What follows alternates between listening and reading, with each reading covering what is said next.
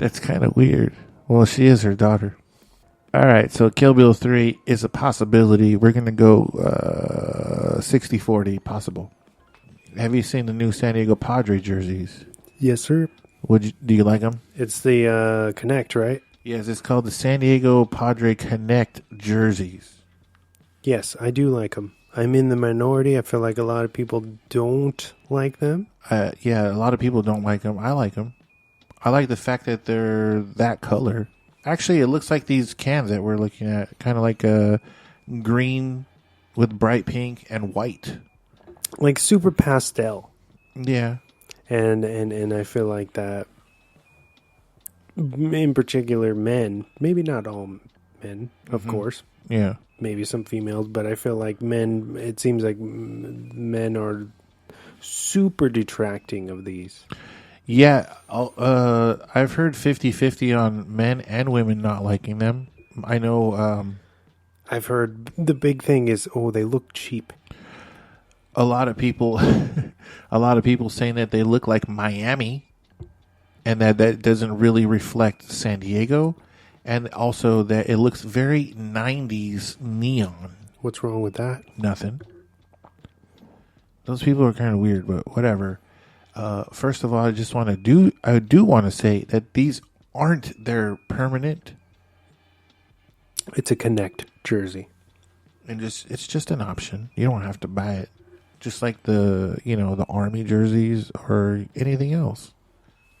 You don't have to agree with it. Just don't buy it. But yeah, on record, I like them. I would wear one. And I like those hats too. Those kind of green hats. I saw one in OB. Some chick was wearing one. Are they green? I thought they were like a weird kind of blue. No. They're lime green. Lime like sour cream and guacamole. With the pink letters, right? Yes. Salsa pink. Speaking of salsa pink and guacamole. I would rock a fitted cap so hard, dude. I don't care. Favorite item from Taco Bell? I'm going to go classic with the 5-layer. Classic 5-layer burrito? Yes. Damn. It's simplistic. It doesn't overfill you. And it gets the job done every time. Diablo. You want to go Taco Bell? You can drive. Yeah. I'll have to go Chalupa, but if we're going to go favorite item from Taco Bell, I'm going to go Cinnamon Twist and Baja Blast. Oh, dude, if we're talking drinks, because the Baja Blast, we all know it's exclusive to them. Love it. Dude, that's I've been getting that since it was available, and I'm almost 40. You know that's nuts, right? You know that's a big gamer's drink. Were you aware of that? Well, it is Mountain Dew. Yeah. What's your current obsession? Do you even have a current obsession? I would say my podcast, man, to be honest. Oh, that is pretty good. My current obsession is just music, making music. After playing that show, and we're going to be doing some more shows. I mean, I've always been doing shows, but just like doing what I want to do now. Shows, and more shows. And more shows. Buzzing. Current movie you like? I went to see, if we're talking new stuff, I went to see Black Phone with Ethan Hawke. I thought it was really good. I saw a poster for that where he's wearing like a skull mask. Yes. Is that Ethan? Yes. What's going on with that? Can you give it away without giving it away now? Well, it's not really a spoiler because it's in the trailer, but he is a child abductor. He abducts Children, yes. Yes. Ethan Hawke is not for the children. Training Day, Ethan Hawke? Yeah. Gattaca, Ethan Hawke? It's fun to see him. That's why I'm tripping. Yeah, you don't.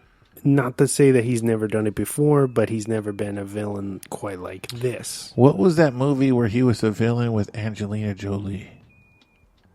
Taking Lives. Oh, that's right. He stabs her in the stomach. That's a big spoiler. Well, fuck you if you haven't seen it, dude. But Jolie is hot in that. She's really hot in anything. She's really hot in a limo. He said in anything. Hey, but if you haven't seen Taking Lives already, come on, man. What are you doing? It's a great movie. You should watch it. That's another Angelina Jolie positive movie. I fucked up, but it's still banger. Yeah, dude.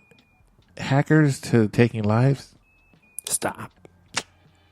Even Tomb Raider's okay. What's that one with Brad Pitt? Oh, Mr. and Mrs. Smith? That one's okay. I like it. It's PG-13, so they're like kind of limited on what they can do, but I like their kind of banter. I feel like there's another Jolie film that I know. Oh, Girl Interrupted? Yes. But there's something else that I know. Oh, Gia, dude. No.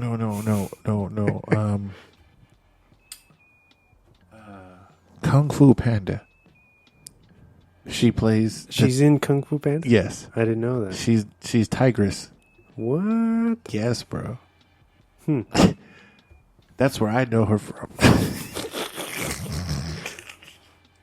Out in left field with that one. No, yeah, that's her. She's Tigress. Get your phone out and Google that shit. She's Tigress. That movie is stacked with people. The monkey is played by Jackie Chan. Jackie Chan. The mantis is played by Seth Rogen. Currently Ace of Base, Don't Turn Around. That's my song and band. And that's because I listen to that shit on my tape player at work. Shout out to Billy No Jokes for giving me that tape player. And I found that tape for $1 at the secondhand store. It was really only $1? It was really only $1. Amazing. And it was brand new in the wrapper, in the case wrapper. Oh, it was unopened. Unopened from veterans off of Washington. I got a bag. I'll say right now, I've been listening to a lot of Method Man, so Bring the Pain.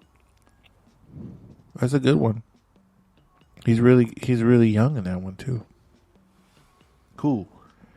Was there any questions that you had for me? Do you have a favorite, and maybe I'm going to put you on the spot here, but do you have a favorite since you're wearing a Nightmare on Elm Street t-shirt tonight currently? I am. Do you have a favorite film in that franchise besides the original, or would you go with the original? I would go with the original. Okay. I love the original because when I think I was like 8 years old, whenever it came out, I saw it a few years later. I think it came out in 89 or something. It was late 80s, yeah. I think. I was born in 82. I remember seeing it really young, and it scared the shit out of me. And also, a lot of local haunted houses and people were dressing up as Freddy in the neighborhood, and he was fucking crazy for me. Were you in Chula at that time? Yes. Still in Chula.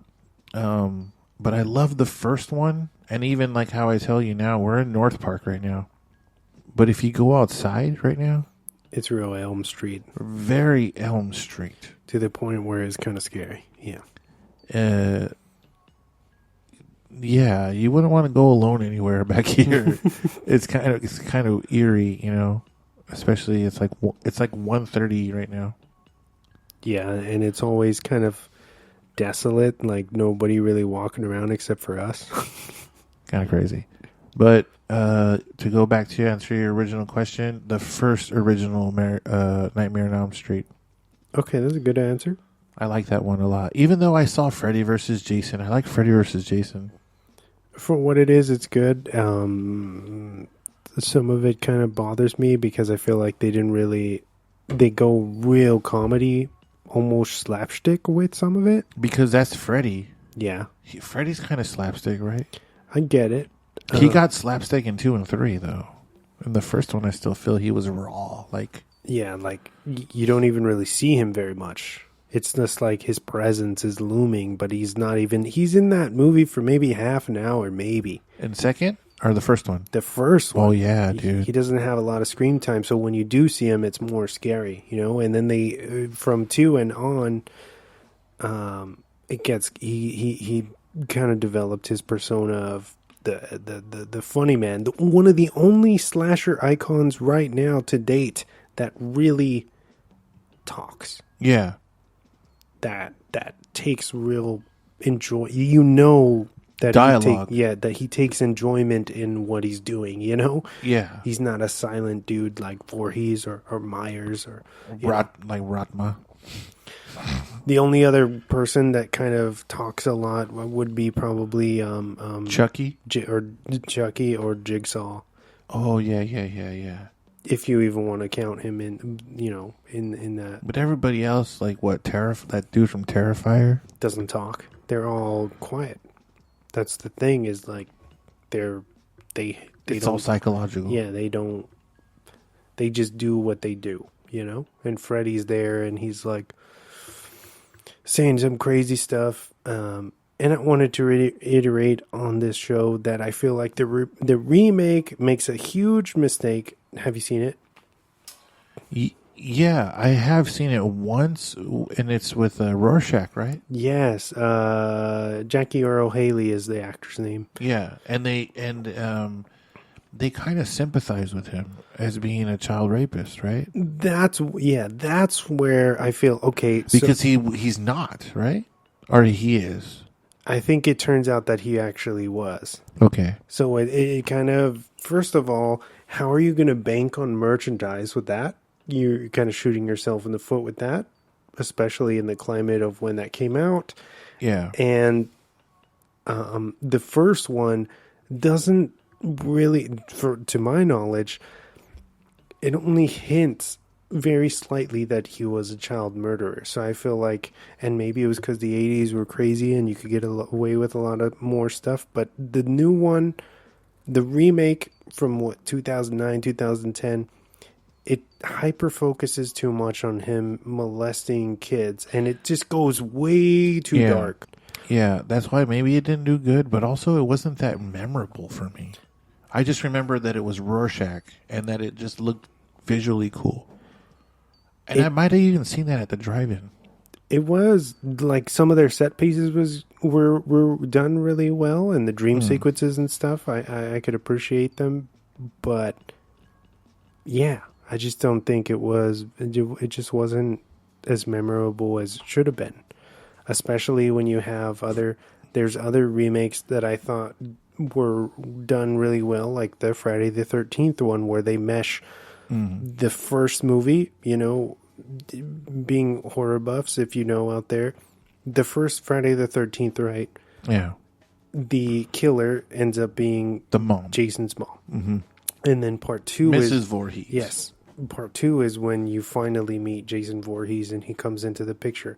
My boy. The remake meshes the first, like you start the movie and you're at the end of what would have been the first movie. Yeah. And you see his mom get killed and then him come back. But then they explain his kind of supernatural powers as he has all of these at the camp, these underground kind of caverns. And it explains...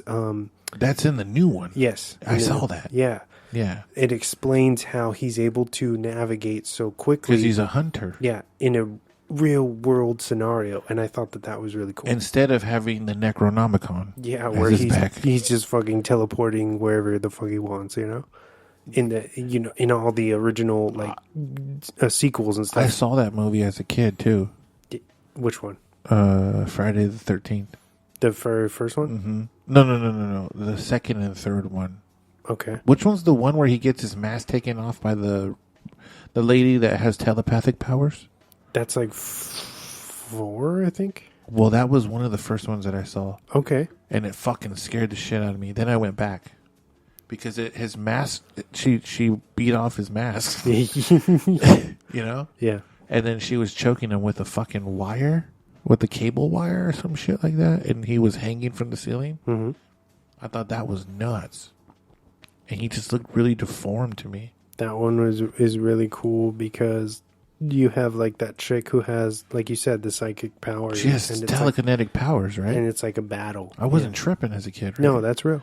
Yeah. And then I remember watching Chop Top after that. Texas Chainsaw Massacre 2. Part 2. That guy's really good in that. Bill Moseley.